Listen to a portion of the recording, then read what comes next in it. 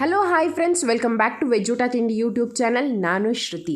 ನಮ್ಮ ಇವತ್ತಿನ ಈ ವಿಡಿಯೋನಲ್ಲಿ ಬ್ರೇಕ್ಫಾಸ್ಟ್ಗೆ ಒಂದು ಸೂಪರ್ ರೆಸಿಪಿ ಅನ್ಬಹುದು, ಈವ್ನಿಂಗ್ ಸ್ನ್ಯಾಕ್ಸ್ಗೂ ಸಖತ್ ಅನ್ಬಹುದು, ಹಾಗೆ ಮಕ್ಕಳ ಲಂಚ್ ಬಾಕ್ಸ್ಗೆ ಕೂಡ ಆಸಮ್ ಆಗಿರುವಂತಹ, ಚಿಕ್ಕ ಮಕ್ಕಳಿಂದ ದೊಡ್ಡವ್ರ ತನಕ ಎಲ್ಲ ಇಷ್ಟಪಟ್ಟು ತಿನ್ನುವಂತಹ ಪಣಿಯಾರಮ್ನ ಹೇಗೆ ಮಾಡೋದು ಅಂತ ನೋಡೋಣ. ಪಡ್ಡು ಬೇಯ್ತಾ ಇದ್ದರೆ ಮನೆಯಲ್ಲೆಲ್ಲ ಘಮ ಘಮ ಘಮ ಘಮ ಅಂತ ಪರಿಮಳ ಬರ್ತಾ ಇರುತ್ತೆ. ಅದಕ್ಕೆ ಪಡ್ಡು ತಿನ್ನಬೇಕು ಅಂತ ಆಸೆ ಆಗುತ್ತೆ. ಅದರ ಕಲರ್ ಕೂಡ ಗೋಲ್ಡನಿಶ್ ಕಲರ್ ಇರುತ್ತೆ. ಹಾಗಿದ್ರೆ ಇವತ್ತಿನ ವಿಡಿಯೋ ಸ್ಟಾರ್ಟ್ ಮಾಡೋಣ. ಮೊದಲಿಗೆ ಬೇಕಾಗಿರುವ ಸಾಮಗ್ರಿಗಳು. ಈ ಪಡ್ಡು ಹಿಟ್ಟನ್ನು ಮಾಡ್ಕೊಳ್ಳಿಕ್ಕೆ ನಾನು 3 ಕಪ್ಪು ದೋಸಾ ರೈಸನ್ನು ತಗೊಂಡಿದ್ದೀನಿ. 1 ಕಪ್, 2 ಕಪ್ ಮತ್ತಿದು 3ನೇ ಕಪ್. ಈ 3 ಕಪ್ ದೋಸಾ ಅಕ್ಕಿಗೆ ನಾನು 1 ಕಪ್ಪು ಉದ್ದಿನ ಬೇಳೆ ಅಥವಾ ಉದ್ದಿನ ಕಾಳನ್ನು ತಗೋತಾ ಇದ್ದೀನಿ. ನಾನು ಹುದುಗು ಚೆನ್ನಾಗಿ ಬರುತ್ತೆ ಅನ್ನೋ ಉದ್ದೇಶದಿಂದ ಉದ್ದಿನ ಕಾಳನ್ನು ತಗೋತಾ ಇದ್ದೀನಿ. ಅಂದ್ರೆ 1:3 ರೇಷಿಯೋನಲ್ಲಿ 1 ಉದ್ದಿನ ಕಾಳನ್ನ ತಗೊಂಡ್ರೆ 1:3 ರೇಷಿಯೋನಲ್ಲಿ ಅಕ್ಕಿಯನ್ನ ತಗೊಳ್ಬೇಕು. ಹಾಗಾಗಿ ಈಗ 1 ಕಪ್ಪು ಉದ್ದಿನ ಕಾಳನ್ನ ಸೇರಿಸಿದ್ದೀನಿ. ಪಡ್ಡು ಸ್ವಲ್ಪ ಗೋಲ್ಡನ್ ಕಲರ್ ಬರಲಿ ಅನ್ನೋ ಉದ್ದೇಶದಿಂದ ಮತ್ತು ಕ್ರಿಸ್ಪ್ ಆಗಿ ಬರಲಿ ಅನ್ನೋ ಕಾರಣಕ್ಕೆ 1 ಸ್ಪೂನ್ ಕಡಲೆ ಬೇಳೆನ ಸೇರಿಸ್ತಾ ಇದ್ದೀನಿ. ಹಾಗೆ 1 ಸ್ಪೂನ್ ಮೆಂತ್ಯನ ಕೂಡ ಸೇರಿಸ್ತಾ ಇದ್ದೀನಿ. ಮೆಂತ್ಯ ದೇಹಕ್ಕೆ ತುಂಬಾ ತಂಪು. ಈಗ ನಾವಿದಿಷ್ಟು ಅಂದ್ರೆ ಅಕ್ಕಿ, ಉದ್ದಿನ ಕಾಳು, ಮೆಂತ್ಯ, ಕಡಲೆ ಬೇಳೆನ ನೀರನ್ನ ಸೇರಿಸಿ ಚೆನ್ನಾಗಿ 2-3 ಬಾರಿ ತೊಳೆದುಕೊಳ್ಬೇಕು. ಯಾಕೆ ಅಂದ್ರೆ ಈ ಅಕ್ಕಿಯಲ್ಲಿ ಮತ್ತೆ ಉದ್ದಿನ ಬೇಳೆ ಅಥವಾ ಉದ್ದಿನ ಕಾಳಿನಲ್ಲಿ ಒಂದು ರೀತಿಯಾದಂತಹ ಪುಡಿ ಇರುತ್ತೆ, ವೈಟ್ ಕಲರು. ಹಾಗಾಗಿ ನಾವು ಇದನ್ನ ಚೆನ್ನಾಗಿ 2-3 ಬಾರಿ ತೊಳೆದು ನೀರಿನಲ್ಲಿ ನಂತರ ಸಾಕಷ್ಟು ನೀರನ್ನ ಹಾಕಿ 6ರಿಂದ 8 ಗಂಟೆಗಳ ಕಾಲ ನೆನೆಸಿಡೋಣ.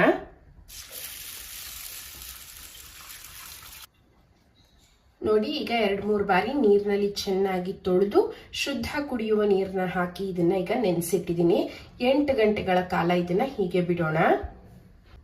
ನಾವೀಗಾಗಲೇ ನೆನೆಸಿಟ್ಟಿದ್ದಂತಹ ಉದ್ದಿನ ಕಾಳು, ಅಕ್ಕಿ, ಮೆಂತ್ಯ ಮತ್ತೆ ಕಡಲೆಬೇಳೆ ಮಿಶ್ರಣ ಸುಮಾರಾಗಿ 8 ಗಂಟೆಗಳ ಕಾಲ ನೆಂದಿದೆ. ಹಾಗೆ ಈಗ ಒಂದು ಅರ್ಧ ಗಂಟೆ ಮುಂಚೆ ನಾನು 1 ಕಪ್ ಗಟ್ಟಿ ಅವಲಕ್ಕಿಯನ್ನ ಕೂಡ ನೀರಿನಲ್ಲಿ ತೊಳೆದುಕೊಂಡು ನೆನೆಸಿಟ್ಟಿದ್ದೆ. ಅದು ಕೂಡ ಚೆನ್ನಾಗಿ ಸಾಫ್ಟ್ ಆಗಿ ನೆಂದಿದೆ. ಈಗ ನಾವು ಈ 2 ಮಿಶ್ರಣವನ್ನ ಒಟ್ಟಿಗೆ ಗ್ರೈಂಡರ್ ನಲ್ಲಿ ರುಬ್ಕೊಳ್ಳೋಣ. ನೀವು ಮಿಕ್ಸರ್ ನಲ್ಲಿ ಬೇಕಾದ್ರೂ ರುಬ್ಕೊಳ್ಬಹುದು. ಆದ್ರೆ ಈ ಪಡ್ಡು ಹಿಟ್ಟನ್ನ ರುಬ್ಬುವಾಗ ದೋಸೆ ಹಿಟ್ಟಿನಷ್ಟು ನೀರಾಗಿ ರುಬ್ಬಬಾರ್ದು, ಹಾಗೆ ಇಡ್ಲಿ ಹಿಟ್ಟಿನಷ್ಟು ಗಟ್ಟಿಯಾಗಿ ಕೂಡ ರುಬ್ಬಬಾರ್ದು. ಇನ್ ಬಿಟ್ವೀನ್ ಇಡ್ಲಿ ಹಿಟ್ಟು ಅಂಡ್ ದೋಸೆ ಹಿಟ್ಟಿನ ಕನ್ಸಿಸ್ಟೆನ್ಸಿಗೆ ನೀವು ಈ ಪಡ್ಡು ಹಿಟ್ಟನ್ನ ರುಬ್ಕೊಂಡ್ರೆ ಹದ ಪರ್ಫೆಕ್ಟ್ ಆಗಿ ಬರುತ್ತೆ. ಹಾಗಿದ್ರೆ ಬನ್ನಿ ಈಗ ಈ ಮಿಶ್ರಣನ ರುಬ್ಬೋಣ. ಮತ್ತೆ ಈ ಅಕ್ಕಿ ಬೇಳೆ ಜೊತೆಗೆ ನಾನು ಅವಲಕ್ಕಿನ ಏನಕ್ಕೆ ಸೇರಿಸಿದೀನಿ ಅಂತಂದ್ರೆ, ನಾವು ಸ್ವಲ್ಪ ಅವಲಕ್ಕಿನ ದೋಸೆಗಾಗ್ಲಿ ಅಥವಾ ಪಡ್ಡುಗಾಗ್ಲಿ ಸೇರಿಸೋದ್ರಿಂದ ಅದ್ರಲ್ಲಿ ಒಂಥರ ಕ್ರಿಸ್ಪಿ ಟೆಕ್ಸ್ಚರ್ ಬರುತ್ತೆ. ಹಾಗಾಗಿ ನಾನು ಅವಲಕ್ಕಿಯನ್ನ ಕೂಡ ಇವತ್ತು ನೆನೆಸಿದ್ದೀನಿ. ಅವಲಕ್ಕಿ ಇಲ್ದಲೇನೋ ಪಡ್ಡು ಮಾಡಬಹುದು, ಆದ್ರೆ ಅವಲಕ್ಕಿ ಹಾಕಿದಾಗ ಅದರ ಟೆಕ್ಸ್ಚರು, ಟೇಸ್ಟು ಡಿಫ್ರೆಂಟ್ ಆಗಿರುತ್ತೆ. ಒಮ್ಮೆ ಟ್ರೈ ಮಾಡಿ ನೋಡಿ.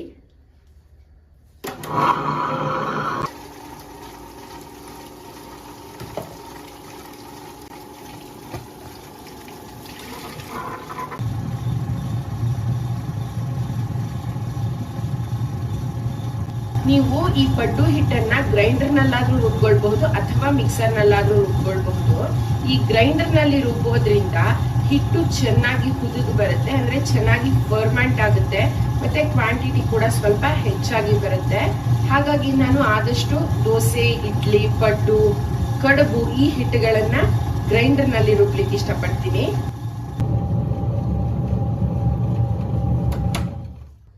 ನೀವೀಗ ನೋಡಬಹುದು, ಪಡ್ಡು ಹಿಟ್ಟು ನುಣ್ಣಗೆ ರುಬ್ಬಿದೀವಿ, ಅಂದ್ರೆ ಹಿಟ್ಟು ತುಂಬಾ ನಯಸ್ಸಾಗಿದೆ. ಈ ಹಂತದಲ್ಲಿ ನಾವು ಹಿಟ್ಟನ್ನ ಒಂದು ಪಾತ್ರೆಗೆ ಅಥವಾ ಒಂದು ಬಾಕ್ಸ್ಗೆ ತೆಗೆದಿಟ್ಕೊಳ್ಳೋಣ. ಮತ್ತೆ ಈಗ ರಾತ್ರಿ ಸಮಯ ಆಗಿದೆ. ನಾನು ಈ ಹಿಟ್ಟನ್ನ ಎತ್ತಿಟ್ಟು ಇದನ್ನ ಫರ್ಮೆಂಟ್ ಆಗ್ಲಿಕ್ಕೆ ಬೆಳಗ್ಗೆ ತನಕ ಹಾಗೆ ಹೊರಗಡೆ ಇಟ್ಟಿರ್ತೀನಿ. ಫರ್ಮೆಂಟ್ ಆದ್ಮೇಲೆ ಹಿಟ್ಟು ಹೇಗೆ ಬರುತ್ತೆ ಅಂತ ಮತ್ತೆ ನೋಡೋಣ. ನಾನೀಗ ರುಬ್ಬಿರುವಂತಹ ಹಿಟ್ಟು ಈ ಬಾಕ್ಸ್ ನಲ್ಲಿ ಆಲ್ಮೋಸ್ಟ್ ಅರ್ಧ ಕ್ವಾಂಟಿಟಿ ಬಂದಿದೆ. ಇದು ಫರ್ಮೆಂಟ್ ಆದ್ಮೇಲೆ ಎಷ್ಟು ಹಿಟ್ಟು ಬರುತ್ತೆ ಅಂತ ನೋಡೋಣ. ಈಗ ಒಂದು 8 ಅವರ್ಸ್ ಈ ಹಿಟ್ಟು ಫರ್ಮೆಂಟ್ ಆಗ್ಲಿಕ್ಕೆ, ಅಂದ್ರೆ ಓವರ್ ನೈಟ್ ಇದನ್ನ ಹಾಗೆ ಇಟ್ಬಿಡ್ತೀನಿ. ಇದೀಗ ನಾವು ಹಿಟ್ಟನ್ನ ರುಬ್ಬಿಟ್ಟು ಆಲ್ಮೋಸ್ಟ್ 8 to 10 hours ಆಗಿದೆ. ಅಂದ್ರೆ ಓವರ್ ನೈಟ್ ಹಿಟ್ಟು ಫರ್ಮೆಂಟ್ ಆಗಿದೆ. ನೀವು ನೋಡಿರಬಹುದು ನಾನು ಹಿಟ್ಟನ್ನ ರುಬ್ಬಿದಾಗ ಈ ಡಬ್ಬಿನಲ್ಲಿ ಹಾಫ್ಗಿಂತ ಸ್ವಲ್ಪ ಕೆಳಗಿತ್ತು. ಈಗ ಆಲ್ಮೋಸ್ಟ್ 75% ಬಂದಿದೆ ಹಿಟ್ಟು. ಹೇಗಾಗಿದೆ ಅಂತ ನೋಡೋಣ. ನೋಡಿ ಹಿಟ್ಟು ಎಷ್ಟು ಚೆನ್ನಾಗಿ ಹುಳಿ ಬಂದಿದೆ ಅನ್ನೋದನ್ನ ತೋರಿಸ್ತೀನಿ. ಕಾಣಿಸ್ತಾ ಇದೆಯಾ? ಹೀಗೆ ಹಾಗೆ ಬೆಣ್ಣೆ ತರ ಬಂದಿದೆ ನಮ್ಮ ಪಡ್ಡು ಹಿಟ್ಟು. ತುಂಬಾ ಪರ್ಫೆಕ್ಟ್ ಆದಂತಹ ಹದದಲ್ಲಿದೆ ನೋಡಿ, ಎಷ್ಟು ಚೆನ್ನಾಗಿದೆ. ತೀರಾ ಹುಳಿ ವಾಸನೆನೂ ಬರಬಾರ್ದು. ತೀರಾ ಹುಳಿ ವಾಸನೆ ಬಂದ್ಬಿಟ್ರೆ ಹಿಟ್ಟು ಎದೆ ಒತ್ತುತ್ತೆ. ಹಾಗಾಗಿ ಇದು ಪರ್ಫೆಕ್ಟ್ ಆದಂತಹ ಹದ. ಇದನ್ನ ತಿಂದ್ರು ಒಂಚೂರು ಎದೆ ಒತ್ತಲ್ಲ, ಅಂದ್ರೆ ಅಸಿಡಿಟಿ ಆಗಲ್ಲ. ಆ ರೀತಿ ಪರ್ಫೆಕ್ಟ್ ಆದಂತಹ ಹದದಲ್ಲಿದೆ. ಮತ್ತೆ ನೀಟಾಗಿ ಹಿಟ್ಟು ಕೂಡ ಫರ್ಮೆಂಟ್ ಆಗಿದೆ. ನೀವು ನೋಡಬಹುದು ಬೆಣ್ಣೆ ತರ ಜಾರ್ತಾ ಇದೆ ಹಿಟ್ಟು. ಈಗ ಈ ಹಿಟ್ಟಲ್ಲಿ ನಮ್ಗೆ ಎಷ್ಟಕ್ಕೆ ನಾವು ಪಡ್ಡು ಮಾಡ್ತೀವಿ ಅಷ್ಟನ್ನ ಮಾತ್ರ ನಾವು ಒಂದು ಪಾತ್ರೆಗೆ ತೆಕ್ಕೊಂಡು ಅದಕ್ಕೆ ನಮಗೆ ಬೇಕಾದಂತಹ ಮಸಾಲೆಗಳನ್ನೆಲ್ಲ ಸೇರಿಸ್ಕೊಳ್ಳೋಣ. ಈಗ ನಾನು ಮಕ್ಕಳು ಇಬ್ಬರಿಗೆ ಆಗುವಷ್ಟು ಪಡ್ಡುನ ಮಾಡ್ತಾ ಇರೋದ್ರಿಂದ ಎಷ್ಟು ಹಿಟ್ಟು ಬೇಕು ಅಷ್ಟು ಹಿಟ್ಟನ್ನ ಮಾತ್ರ ನಾನೀಗ ಈ ಪಾತ್ರೆಗೆ ಟ್ರಾನ್ಸ್ಫರ್ ಮಾಡ್ಕೊಳ್ತೀನಿ. ಮತ್ತೆ ಅದಕ್ಕೆ ಬೇಕಾಗಿರುವಂತಹ ಮಸಾಲೆ ಪದಾರ್ಥಗಳನ್ನ ಸೇರಿಸ್ಕೊಳ್ತೀನಿ. ಮಿಕ್ಕ ಹಿಟ್ಟನ್ನ ನಾವು ಎತ್ತಿಟ್ಕೊಂಡ್ರೆ ಫ್ರಿಡ್ಜ್ ನಲ್ಲಿ ಮಾರನೇ ದಿನ ಕೂಡ ನಾವು ಪಡ್ಡುನ ಮಾಡ್ಕೊಳ್ಬಹುದು. ಪಡ್ಡು ಹಿಟ್ಟನ್ನ ರುಬ್ಬಿದ ತಕ್ಷಣ ನಾನು ಅದಕ್ಕೆ ಉಪ್ಪನ್ನ ಹಾಕಿಟ್ಟಿರ್ಲಿಲ್ಲ. ಯಾಕೆ ಅಂದ್ರೆ ನಾನು ಯಾವಾಗ್ಲೇ ದೋಸೆ ಹಿಟ್ಟು ಪಡ್ಡು ಹಿಟ್ಟನ್ನ ಮಾಡಿದ್ರೆ ತಕ್ಷಣ ಉಪ್ಪು ಹಾಕಿ ಇಡೋಲ್ಲ, ತುಂಬಾ ಹುಳಿ ಬಂದ್ಬಿಡತ್ತೆ ಅಂತ. ಸೊ ನಾವು ಪಡ್ಡು ಮಾಡ್ಕೊಳ್ಳುವಾಗ ನಮ್ಗೆ ಎಷ್ಟು ಹಿಟ್ಟು ಬೇಕೋ ಅಷ್ಟು ಹಿಟ್ಟನ್ನ ತಗೊಂಡು ಅದಕ್ಕೆ ತಕ್ಕನಾಗಿ ನಮ್ಗೆ ಎಷ್ಟು ಉಪ್ಪು ಬೇಕೋ ಅಷ್ಟು ಉಪ್ಪನ್ನ ಸೇರಿಸ್ಕೊಂಡ್ರೆ ಹಿಟ್ಟಿನ ಹದ ಸರಿಯಾಗಿ ಬರುತ್ತೆ. ಮತ್ತೆ ರುಚಿ ಕೂಡ ಚೆನ್ನಾಗಿರುತ್ತೆ. ಈಗ ಇದಕ್ಕೆ ರುಚಿಗೆ ತಕ್ಕಷ್ಟು ಉಪ್ಪನ್ನ ಸೇರಿಸಿದ್ದೀನಿ. ನಂತರ ನಾವು ಇಟ್ಕೊಂಡಿದ್ದಂತಹ ಎಲ್ಲ ಮಸಾಲೆಗಳನ್ನ ಈ ಪಡ್ಡು ಹಿಟ್ಟಿಗೆ ಸೇರಿಸ್ಕೊಂಡ್ರೆ ಆಯ್ತು. ಈಗ ಮೊದಲಿಗೆ ಕೊತ್ತಂಬರಿ ಸೊಪ್ಪು ಅಂದ್ರೆ ಒಂದು 2 ಸ್ಪೂನ್ಸ್ ಅಷ್ಟು ಸಣ್ಣಗೆ ಹೆಚ್ಚಿರುವ ಕೊತ್ತಂಬರಿ ಸೊಪ್ಪನ್ನ ಸೇರಿಸ್ತಾ ಇದ್ದೀನಿ. ಸಾಂಬಾರ್ ಸೊಪ್ಪು, ಹಾಗೆ ಒಂದು ಅರ್ಧ ಇಂಚಿನಷ್ಟು ಹಸಿ ಶುಂಠಿನ ತುರಿದಿಟ್ಕೊಂಡಿದ್ದೆ ಸಿಪ್ಪೆ ತೆಗೆದು. ಆ ತುರಿದಿರುವಂತಹ ಹಸಿ ಶುಂಠಿಯನ್ನ ಕೂಡ ಸೇರಿಸೋಣ. ಖಾರಕ್ಕೆ ಅಂತ ಒಂದು ಹಸಿರು ಮೆಣಸಿನಕಾಯನ್ನ ಸಣ್ಣಗೆ ಹೆಚ್ಚಿಟ್ಕೊಂಡಿದ್ದೆ, ಅದನ್ನ ಕೂಡ ಸೇರಿಸ್ತಾ ಇದ್ದೀನಿ. ಇನ್ನು ಡೈಜೆಷನ್ಗೆ ಅಂತ ಜೀರಿಗೆ ಇಟ್ಕೊಂಡಿದ್ದೆ, ಜೀರಿಗೆ ಕೂಡ ಅರ್ಧ ಸ್ಪೂನ್ ಜೀರಿಗೆನ ಈಗ ಇದಕ್ಕೆ ಸೇರಿಸೋಣ. ಹಾಗೆ ಮೀಡಿಯಂ ಸೈಜಿನ ಒಂದು ಈರುಳ್ಳಿನ ಸಣ್ಣದಾಗಿ ಹೆಚ್ಚಿಟ್ಕೊಂಡಿದ್ದೆ, ಆ ಈರುಳ್ಳಿಯನ್ನ ಕೂಡ ಇದಕ್ಕೀಗ ಸೇರಿಸ್ತಾ ಇದ್ದೀನಿ.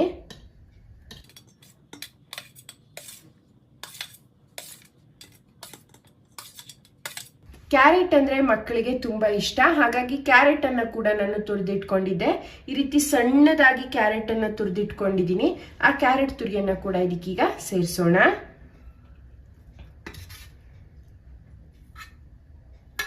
ನೀವೀಗ ನೋಡಬಹುದು ನಾವು ಇಟ್ಕೊಂಡಿದ್ದಂತಹ ಎಲ್ಲ ಇಂಗ್ರೀಡಿಯೆಂಟ್ಸ್ ಗಳನ್ನ ಈ ಪಡ್ಡು ಹಿಟ್ಟಿನ ಜೊತೆ ಸೇರಿಸ್ಕೊಂಡಿದ್ದೀನಿ. ಇಷ್ಟೇ ಇಂಗ್ರೀಡಿಯೆಂಟ್ಸ್ ಹಾಕಬೇಕು ಪಡ್ಡು ಹಿಟ್ಟಿಗೆ ಅಂತೇನಿಲ್ಲ. ಅಕಸ್ಮಾತ್ ನಿಮ್ಮ ಮನೆಯಲ್ಲಿ ಸೊಪ್ಸಿಗೆ ಸೊಪ್ಪಿದ್ರೆ ಚೆನ್ನಾಗಿ ತೊಳೆದು ಸಣ್ಣಗೆ ಹೆಚ್ಚಿ ಸೊಪ್ಸಿಗೆ ಸೊಪ್ಪನ್ನ ಸೇರಿಸಬಹುದು. ತುಂಬಾ ಒಳ್ಳೆ ಫ್ಲೇವರ್ ಬರುತ್ತೆ, ಟೇಸ್ಟ್ ಬರುತ್ತೆ. ಅಲ್ಲದೆ ಕರಿಬೇವಿನ ಸೊಪ್ಪನ್ನ ಸಣ್ಣದಾಗಿ ಹೆಚ್ಚಿ ಒಂದು ಎಸಳಿನಷ್ಟು ಕರಿಬೇವಿನ ಸೊಪ್ಪನ್ನ ಸೇರಿಸಬಹುದು. ತೆಂಗಿನಕಾಯಿ ತುರಿಯನ್ನ ಸೇರಿಸಬಹುದು. ಅದು ನಿಮ್ಮ ರುಚಿಗೆ ಬಿಟ್ಟಂತದ್ದು. ಇಷ್ಟೇ ಪದಾರ್ಥನ ಸೇರಿಸಬೇಕು ಅಂತೇನಿಲ್ಲ. ನಿಮ್ಗೆ ಇಷ್ಟ ಆದ್ರೆ ಬೇರೆ ಬೇರೆ ಇದಕ್ಕೆ ಪಡ್ಡುಗೆ ಹೊಂದುತ್ತೆ ಅನ್ನುವಂತಹ ಪದಾರ್ಥಗಳನ್ನ ಮಸಾಲೆಯನ್ನ ಇದ್ರ ಜೊತೆ ಸೇರಿಸ್ಕೊಳ್ಬಹುದು. ಅಕಸ್ಮಾತ್ ಮೆಣಸಿನಕಾಯಿ ಹಾಕಕ್ ನಮ್ಗೆ ಇಷ್ಟ ಇಲ್ಲ, ಖಾರ ಅನ್ಸಿದ್ರೆ ಕಾಳು ಮೆಣಸಿನ ಪುಡಿ ಪೆಪ್ಪರ್ ಪೌಡರ್ ಅನ್ನ ಕೂಡ ಇದಕ್ಕೆ ನೀವು ಸೇರಿಸ್ಕೊಳ್ಬಹುದು. ಹಾಗಿದ್ರೆ ಈಗ ಹಿಟ್ಟಿಗೆ ಹಾಕ್ಬೇಕಾದಂತಹ ಮಸಾಲೆ ಎಲ್ಲವನ್ನ ಸೇರಿಸಿದೀವಿ. ಒಮ್ಮೆ ಇದನ್ನ ನೀಟಾಗಿ ಮಿಕ್ಸ್ ಮಾಡ್ಕೊಳ್ಳೋಣ.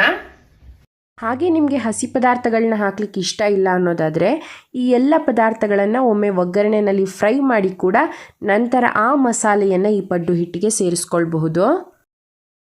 ಕಲರ್ಫುಲ್ ಆಗಿರುತ್ತೆ ಹಿಟ್ಟು. ಮಕ್ಕಳಿಗೆ ಆ ಬಣ್ಣನೇ ಅರ್ಧ ತಿನ್ಬೇಕು ಅನಿಸ್ತಾ ಇರುತ್ತೆ. ಅದು ಅಲ್ಲದೆ ಒಳ್ಳೆ ಘಮ ಘಮ ಘಮ ಅಂತ ಪರಿಮಳ ಬರ್ತಾ ಇರುತ್ತೆ ಅಡುಗೆ ಮನೆಯಿಂದ. ಅದು ಅಲ್ಲಿ ಪುಟ್ಟದಾಗಿ ರೌಂಡ್ ಆಗಿರೋದ್ರಿಂದ ಲಂಚ್ ಬಾಕ್ಸ್ಗೆ ಹಾಕಿ ಕಳಿಸಿದ್ರೆ ಮಕ್ಕಳು ಡೆಫಿನೆಟ್ಲಿ ಪಡ್ಡು ಒಂದನ್ನು ವೇಸ್ಟ್ ಮಾಡಲ್ಲ, ನೀಟಾಗಿ ತಿನ್ಕೊಂಡು ಡಬ್ಬ ಖಾಲಿ ಮಾಡ್ಕೊಂಡು ತರ್ತಾರೆ. ಅದಂತೂ 100% ಗ್ಯಾರಂಟಿ. ದೋಸೆ ಇಡ್ಲಿ ಅವಾಗವಾಗ ಮಾಡ್ತಾ ಇರ್ತೀವಿ ಮನೆಯಲ್ಲಿ. ಹಾಗಾಗಿ ಮಕ್ಳಿಗೆ ಏನಾದ್ರೂ ಸ್ವಲ್ಪ ಡಿಫ್ರೆಂಟ್ ಆಗಿ ಬೇಕು ಅಂತ ಅನ್ನಿಸ್ದಾಗ ಈ ಪಡ್ಡುನ ಮಾಡ್ಕೊಟ್ರೆ ತುಂಬಾ ಖುಷಿ ಪಡ್ತಾರೆ, ಮತ್ತೆ ಅಷ್ಟೇ ಪ್ರೀತಿಯಿಂದ ತಿಂತಾರೆ. ಈಗ ನೋಡಿ ನಮ್ಮ ಪಡ್ಡು ಹಿಟ್ಟು ತಯಾರಾಗಿದೆ. ಈಗ ಪಡ್ಡು ಹೆಂಚನ್ನ ಇಟ್ಟು ಗ್ಯಾಸ್ ಸ್ಟವ್ ಮೇಲೆ ನಾವು ಪಡ್ಡುನ ಬಿಡೋದಷ್ಟೇ. ಹಾಗಿದ್ರೆ ಬನ್ನಿ ಈಗ ಗ್ಯಾಸ್ ಸ್ಟವ್ ಹಚ್ಚೋಣ. ನಾನೀಗ ಸ್ಟವ್ ಅನ್ನ ಹಚ್ಕೊಂಡು ಸಿಮ್ ಫ್ಲೇಮ್ ನಲ್ಲಿ ಇಟ್ಟಿದ್ದೀನಿ. ಪಡ್ಡು ಆಗೋವರೆಗೂ ನಮ್ಮ ತವಾ ಸಿಮ್ ಫ್ಲೇಮ್ ಅಥವಾ ಮೀಡಿಯಂ ಟು ಸಿಮ್ ಫ್ಲೇಮ್ ನಲ್ಲಿ ಇರಬೇಕು, ಇಲ್ಲಾಂದ್ರೆ ಪಡ್ಡು ಸೀದ್ ಹೋಗೋ ಚಾನ್ಸಸ್ ಇರುತ್ತೆ. ಹಾಗಾಗಿ ಮತ್ತೆ ನಾನು ಇವತ್ತು ನಾನ್ ಸ್ಟಿಕ್ ತವಾನ ತಗೊಂಡಿದ್ದೀನಿ. ನೀವು ಯಾವ್ದು ಬೇಕಾದ್ರೂ ತಗೋಬಹುದು, ಕಲ್ಲಿಂದ ತಗೋಬಹುದು, ಕಬ್ಬಿಣದ ತಗೊಳ್ಬಹುದು, ನಾನ್ ಸ್ಟಿಕ್ ತಗೊಳ್ಬಹುದು. ಎಲ್ಲದರಲ್ಲೂ ಇಷ್ಟೇ ರುಚಿಯಾಗಿ ಇಷ್ಟೇ ಕ್ರಿಸ್ಪಿಯಾಗಿ ಹೊರಗಡೆಯಿಂದ ಸಾಫ್ಟಿಯಾಗಿ ಒಳಗಡೆಯಿಂದ ಬರುತ್ತೆ ಪಡ್ಡು. ಹಾಗಿದ್ರೆ ಈಗ ಮೊದಲನೇ ಸಾರಿ ಬಿಡುವಾಗ ನಾವು ಈ ಗುಳಿಗಳಿದೆ ಅಲ್ವಾ, ಈ ಗುಳಿಗೆಲ್ಲ ಒಂದೊಂದು ಚೂರು ಚೂರು ಎಣ್ಣೆನ ಹಾಕೊಳ್ಳೋಣ. ಈ ಎಣ್ಣೆ ಹಾಕೋದ್ರಿಂದ ಪಡ್ಡು ರುಚಿ ಸಹ ಚೆನ್ನಾಗಿ ಬರುತ್ತೆ, ಮತ್ತೆ ನೀಟಾಗಿ ಅದು ಆ ತವಾದಿಂದ ಬಿಟ್ಟು ಬರುತ್ತೆ ಅನ್ನೋ ಉದ್ದೇಶ. ಹೆಚ್ಚು ಎಣ್ಣೆ ಸೇರಿಸ್ತಾ ಇಲ್ಲ ನಾನು, ಒಂದ್ ಎರಡೆರಡು ಹನಿಗಳಷ್ಟು ಎಣ್ಣೆನ ಈ ಗುಳಿಗಳಲ್ಲಿ ಸೇರಿಸ್ತಾ ಇದ್ದೀನಿ. ನಾನಿವತ್ತು ರಿಫೈನ್ಡ್ ಆಯಿಲ್ನ ಯೂಸ್ ಮಾಡ್ತಾ ಇದ್ದೀನಿ. ನಿಮಗೆ ಬೇಕಾದ್ರೆ ರಿಫೈನ್ಡ್ ಆಯಿಲ್ನ ಯೂಸ್ ಮಾಡ್ಬೋದು, ಇಲ್ಲ ಅಂತಂದ್ರೆ ಗ್ರೌಂಡ್ ನಟ್ ಆಯಿಲ್, ನೀವು ಯಾವ ಕುಕಿಂಗ್ ಆಯಿಲ್ನ ಯೂಸ್ ಮಾಡ್ತೀರಾ ಅದನ್ನ ಸೇರಿಸ್ಕೊಳ್ಬಹುದು. ಈಗ ತವಾ ಸ್ವಲ್ಪ ಕಾಯಿಲಿ, ಸ್ವಲ್ಪ ಬೆಚ್ಚಗಾಗಿದೆ ತವಾ ಅಂತ ಗೊತ್ತಾದ ಮೇಲೆ ನಾವು ಈ ಪಡ್ಡು ಹಿಟ್ಟನ್ನ ಇದಕ್ಕೆ ಹಾಕೋಣ. ಕೆಲವರು ಇದನ್ನ ಪಡ್ಡು ಅಂತಾರೆ, ಪನಿಯಾರಂ ಅಂತಾರೆ, ಅಪ್ಪಂ ಅಂತಾರೆ, ಗುಳಿಯಪ್ಪ ಅಂತಾರೆ, ಗುಂಡು ಪೊಂಗ್ಲು ಅಂತಾರೆ, ಮಸಾಲೆ ಪಡ್ಡು ಅಂತ ಕೂಡ ಕರೀತಾರೆ. ಹೆಸರು ಒಂದೊಂದ್ ಕಡೆ ಒಂದೊಂದ್ ಕರಿಬಹುದು, ಆದ್ರೆ ಆ ಆಹಾರದ ಮೇಲಿರುವಂತಹ ಅಭಿಮಾನ ಎಲ್ಲ ಕಡೆಯಲ್ಲೂ ಅದೇ ರೀತಿಯಾಗಿರುತ್ತೆ ಅನ್ನೋದು ನನ್ನ ಭಾವನೆ. ಎಸ್ಪೆಷಲಿ ದೊಡ್ಡವ್ರಿಗಿಂತ ಪಡ್ಡು ಅಂದ್ರೆ ಮಕ್ಳಿಗಂತೂ ಸಖತ್ ಫೇವ್ರೇಟು. ಹಾಗಂತ ದೊಡ್ಡವ್ರು ತಿನ್ನಲ್ಲ ಅಂತಿಲ್ಲ. ನೀವು ಹೋಟೆಲ್ಗಳಿಗೆ ಹೋದ್ರೆ ದೋಸೆ ಇಡ್ಲಿ ಹೇಗೆ ಆರ್ಡರ್ ಮಾಡ್ತಾರೆ, ಒಂದಷ್ಟು ಸೆಟ್ ಆಫ್ ಪೀಪಲ್ ಪಡ್ಡುನು ಇಷ್ಟಪಟ್ಟು ಆರ್ಡರ್ ಮಾಡಿ ತಿಂತಾರೆ. ಏಕೆ ಅಂದ್ರೆ ಈ ಪಡ್ಡು ತಾಕತ್ತೆ ಅಂಥದ್ದು, ತುಂಬಾ ಅಟ್ರಾಕ್ಟಿವ್ ಪವರ್ ಇದೆ ಈ ಪಡ್ಡುನಲ್ಲಿ. ಈಗ ನೋಡಿ ಕಾವಲಿ ಕಾದಿದೆ ಅಂದ್ರೆ ನಮ್ಮ ಪಡ್ಡು ಹೆಂಚು ಕಾದಿದೆ. ಈ ಪಡ್ಡು ಸಂಪಳ ಏನಿದೆ ಅಂದ್ರೆ ಈ ಪಡ್ಡು ಹಿಟ್ಟು, ಮಸಾಲೆ ಭರಿತ ಪಡ್ಡು ಹಿಟ್ಟನ್ನ ಈಗ ಈ ಗುಳಿಯಲ್ಲಿ ಬಿಡೋಣ. ನಾನು ಈ ಗುಳಿಯ ಸೈಜ್ಗೆ ಅನುಗುಣವಾಗಿ 1 ಸ್ಪೂನ್ ಅನ್ನ ಈ ಹಿಟ್ಟಿನ ಪಾತ್ರೆನಲ್ಲಿ ಹಾಕಿಟ್ಕೊಂಡಿದ್ದೀನಿ. ಅಂದ್ರೆ ಕರೆಕ್ಟ್ ಆಗಿ 1 ಸ್ಪೂನ್ ಹಿಟ್ಟನ್ನ ಬಿಟ್ರೆ 1 ಗುಳಿಗೆ ಅದು ಕರೆಕ್ಟ್ ಆಗ್ಬೇಕು ಅನ್ನೋ ರೀತಿನಲ್ಲಿ. ಸೌಟಲ್ಲಿ ಇಟ್ಕೊಂಡ್ರೆ ಸ್ವಲ್ಪ ಸ್ವಲ್ಪ ಹಾಕ್ಬೇಕು, ಇದಾದ್ರೆ ಕರೆಕ್ಟ್ ಆಗಿ 1 ಸ್ಪೂನ್ 1 ಗುಳಿಗೆ ಅಂತ ಬರುತ್ತೆ. ಹಾಗಾಗಿ ಇದನ್ನ ಇಟ್ಕೊಂಡಿದ್ದೀನಿ. ಮತ್ತೆ ಇನ್ನೊಂದು ಅಂಶ ಹೇಳ್ಬೇಕು ಅಂದ್ರೆ, ಈ ಗುಳಿಗಳಲ್ಲಿ ನಾವು ಹಿಟ್ಟನ್ನ ಹಾಕುವಾಗ ಇದ್ರ ಭರ್ತಿ ಹಿಟ್ಟನ್ನ ಹಾಕಬಾರ್ದು. ಈ ತೂತ ಭರ್ತಿ ಆಗಕ್ಕೆ ಇನ್ನೊಂದು ಚೂರ್ ಗ್ಯಾಪ್ ಇದೆ ಅನ್ನೋವರೆಗೆ ಮಾತ್ರ ನಾವು, ಅಂದ್ರೆ ಒಂದು 75% 80% ಅಷ್ಟೇ ನಾವು ಹಿಟ್ಟನ್ನ ಫಿಲ್ ಮಾಡಿದ್ರೆ ಅದು ಉಬ್ಬಿದಾಗ ಚೆನ್ನಾಗಿ ಸ್ಪೆರಿಕಲ್ ಆಗಿ ಬಾಲ್ ಶೇಪ್ ನಲ್ಲಿ ಬರುತ್ತೆ ಪಡ್ಡು. ಹಾಗಿದ್ರೆ ಈಗ ತವಾ ಕಾದಿದೆ, ಹಿಟ್ಟನ್ನ ಹಾಕೋಣ ಬನ್ನಿ. ಹಿಟ್ಟು ನೋಡ್ತಾ ಇದ್ರೇನೆ white, green, orange, brown colourful ಆಗಿ ಕಾಣ್ತಾ ಇದೆ. ಈಗ ಇದನ್ನ ತೆಗೆದು ಹೀಗೆ ಹಾಕೋಣ.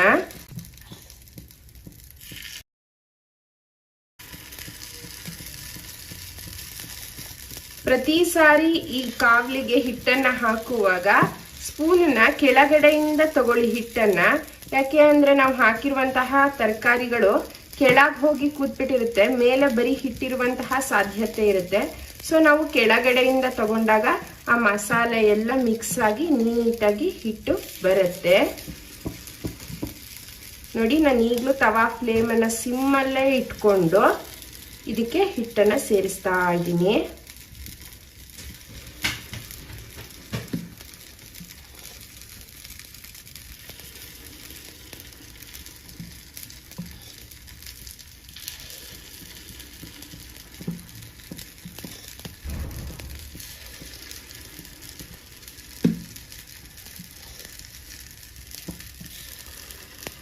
ನೋಡಿದ್ರಲ್ಲ, ಈಗ ಎಲ್ಲ ಗುಳಿಗಳಿಗೆ ಹಿಟ್ಟನ್ನ ಹಾಕಿದೀವಿ. ಈಗ ಒಂದು ಲಿಡ್ ಇಂದ ಇದನ್ನ ಕ್ಲೋಸ್ ಮಾಡಿ ಒಂದು 2 ನಿಮಿಷದವರೆಗೆ ಸ್ಟೀಮ್ ನಲ್ಲಿ ಬೇಯಲಿಕ್ಕೆ ಈ ಪಡ್ಡುಗಳನ್ನ ಬಿಟ್ಬಿಡೋಣ. ಇದೀಗ ನಾವು ಪಡ್ಡು ಹಾಕಿ ಆಲ್ಮೋಸ್ಟ್ 2 ಮಿನಿಟ್ಸ್ ಆಗಿದೆ. ಈ ಲಿಡ್ ಅನ್ನ ತೆಗೆದು ನೋಡೋಣ. ನೀವು ನೋಡಬಹುದು ತಳ ಎಲ್ಲ ಲೈಟ್ ಆಗಿ ಗೋಲ್ಡನ್ ಬ್ರೌನ್ ಕಲರ್ ಬಂದಿದೆ, ಮತ್ತೆ ಮೇಲೆ ಕೂಡ ಹಿಟ್ಟು ಹಸಿ ಹಸಿ ಇಲ್ಲ ಬೆಂದಿದೆ. ಈ ಹಂತದಲ್ಲಿ ನಾವು ಈ ಪಡ್ಡುನ ಟರ್ನ್ ಮಾಡಿ ಇನ್ನೊಂದು ಸೈಡ್ ಅನ್ನ ಕೂಡ ಇದೇ ರೀತಿ ಬೇಯಿಸ್ಕೊಳ್ಳೋಣ. ನೋಡಿ, ಜಸ್ಟ್ ಒಂದು ಸ್ಪೂನ್ ನಲ್ಲಿ ನಾನು ಹೀಗಂತ ಇದ್ದೀನಿ, ಎಷ್ಟು ಚೆನ್ನಾಗಿ ಆ ಗೋಲ್ಡನ್ ಬ್ರೌನ್ ಕಲರ್ ಬಂದಿದೆ. ಮತ್ತೆ ನೋಡಿ, ನಾನು ಒಂದು ಸ್ಪೂನ್ ನಲ್ಲಿ ಜಸ್ಟ್ ಈ ರೀತಿ ಅಂತ ಇದ್ದೀನಿ ಅಷ್ಟೇ, ತಾನಾಗಿ ಅದು ತವಾಯಿಂದ ಪಡ್ಡು ಬಿಟ್ಟು ಬರ್ತಾ ಇದೆ. ಒಂದ್ ಸ್ವಲ್ಪ ಕೂಡ ಅಂಟಿಲ್ಲ. ಮತ್ತೆ ಆ ಕಲರ್ ಕೂಡ ಎಷ್ಟು ಚೆನ್ನಾಗಿ ಬಂದಿದೆ ಅಂದ್ರೆ ಪರ್ಫೆಕ್ಟ್ ಗೋಲ್ಡನ್ ಬ್ರೌನ್ ಕಲರ್ ಬಂದಿದೆ, ನೀವು ನೋಡಬಹುದು. ಈಗ ಒಂದ್ ಸೈಡ್ ನಾವು ಹೇಗೆ ಬೇಯಿಸ್ಕೊಂಡ್ವಿ ಅದೇ ರೀತಿ ನಾವು ಈಗ ಮತ್ತೊಂದು ಸೈಡ್ ಅನ್ನ ಕೂಡ ಅದೇ ಗೋಲ್ಡನ್ ಬ್ರೌನ್ ಕಲರ್ ಬರ್ಲಿಕ್ಕೆ ಹೀಗೆ ಬೇಯಿಸ್ಕೊಳ್ಳೋಣ.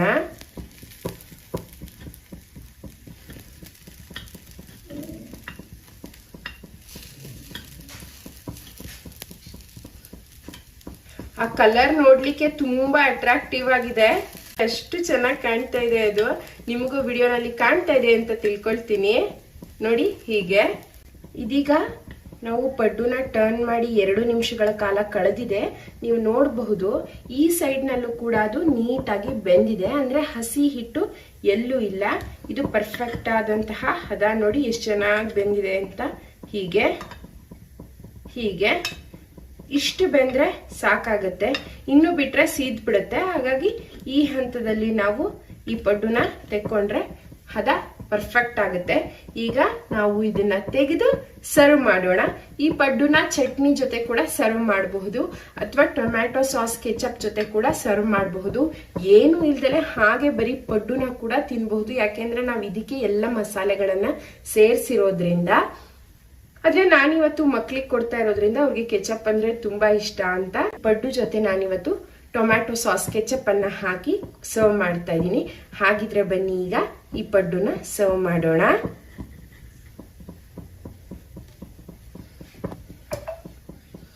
ನೋಡಿದ್ರಲ್ಲ, ಕ್ರಿಸ್ಪಿ ಕ್ರಿಸ್ಪಿ ಹೊರಗಡೆಯಿಂದ ಒಳಗಡೆಯಿಂದ ಸಾಫ್ಟ್ ಸಾಫ್ಟ್ ಆದಂತಹ ಪಡ್ಡು ನೋಡ್ಲಿಕ್ಕೆ ತುಂಬಾ ಅಟ್ರಾಕ್ಟಿವ್ ಆಗಿ ಎಷ್ಟು ಚೆನ್ನಾಗಿ ಕಾಣಿಸ್ತಾ ಇದೆ ಅಂತ. ತಿನ್ಲಿಕ್ಕೆ ಕೂಡ ಅಷ್ಟೇ ಟೇಸ್ಟಿ ಆಗಿದೆ. ನೋಡಿ, ಈಗ ನಾವು ಈ ಒಂದು ಒಬ್ಬೆ ಪಡ್ಡುನ ಹೇಗೆ ಮಾಡಿದ್ವಿ ಅದೇ ರೀತಿ ಮಿಕ್ಕ ಹಿಟ್ಟಿಗೆ ನಾವು ಅದೇ ರೀತಿಯಲ್ಲಿ ಮಿಕ್ಕ ಪಡ್ಡುಗಳನ್ನು ಮಾಡ್ಕೊಳ್ಳೋಣ. ನೋಡಿದ್ರಲ್ಲ, ಇದೀಗ ಬಿಸಿ ಬಿಸಿಯಾದ ರುಚಿ ರುಚಿಯಾದಂತಹ ಪಡ್ಡು ತಯಾರಾಗಿದೆ. ಹೊರಗಡೆಯಿಂದ golden brown colour crispy layer ಇದೆ, ಒಳಗಡೆ ಮುರಿದ್ರೆ ಸಾಫ್ಟ್ ಆಗಿದೆ ಪಡ್ಡು, ತುಂಬಾ ಚೆನ್ನಾಗಿದೆ. ಒಂದು ಪಡ್ಡುನ ನಾನು ನಿಮ್ಗೀಗ ಮುರಿದು